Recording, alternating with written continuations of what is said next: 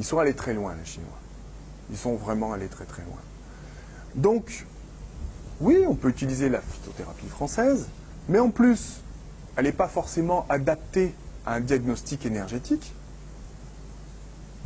Et même s'il y a des plantes en commun avec la pharmacopée chinoise et la phytothérapie française, au hasard la menthe, ou la réglisse, ou le chèvrefeuille, enfin, des plantes qui sont communs, le chèvrefeuille qui va pousser en France n'aura pas forcément les mêmes actions énergétiques que le chèvrefeuille qui va pousser en Chine.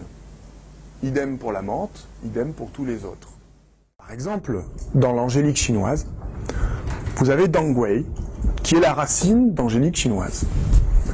Et puis, vous avez Dangwei Wei, qui sont en fait les petites radicelles qui sont un peu plus basses de la racine. C'est une petite, il y a la racine et puis il y a les petites radicelles qui se séparent. Et Dangwei Wei agit essentiellement sur la partie basse du corps et au lieu d'avoir une action de nourrir le sang comme la racine, ça va plus avoir une action de faire circuler le sang. Donc au sein même de la racine, si on divise les parties de la racine, il y a déjà là des différences d'action de plantes médicinales. Le piquant disperse.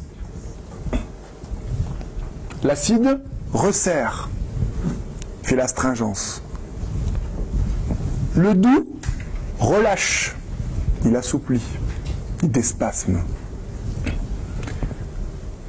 L'amer durcit. Et le salé ramollit. Les produits salés vont nous servir à ramollir les masses pour les désagréger. Ça, c'est important, c'est une bonne phrase d'introduction à ce qui va suivre, parce que ce qui va suivre, ça va être l'étude des saveurs, d'abord, et puis des natures, dans le détail. Il y a la nature neutre, qui est là.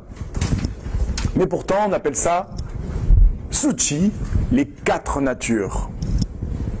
Le froid, le frais, le chaud, le tiède. Alors, j'ai discuté avec les professeurs de phytothérapie française. Et ça n'existe pas.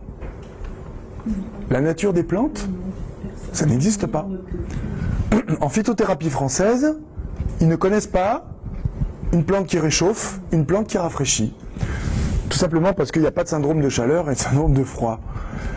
Mais les natures, comme là on va les voir, ça n'existe pas. Ça paraît logique. Je lui dis, mais attends, quand tu manges un piment, t'as pas l'impression que tu te réchauffes? Voilà. Quand tu manges de l'anis ou d'autres produits, t'as pas l'impression que c'est frais? Ou la menthe? Je vous ai fait un petit tableau récapitulatif. Donc le yang. Donc vous vous souvenez que c'est yang, ça, avec le soleil là, et yin avec la lune. Son yang, tiède et chaud, piquant doux, ça monte et ça flotte. Son yin, frais et froid, acide amer salé, ça descend et ça sombre. Ça c'est très important, parce que quand je vous donnerai la carte d'identité de la plante, un syndrome de Tai Yang qui va pénétrer au niveau du Yang Ming. Ça va vers le bas et l'intérieur, donc. Donc le syndrome, vous savez, c'est un syndrome de surface, Biao, et ça pénètre à l'intérieur. On va utiliser des produits qui font flotter ou monter. J'ai rendu sa grossesse, on va dire, acceptable. Voilà. Il y a des produits qui font l'astringence de saveur acide, qui font l'astringence de la salive.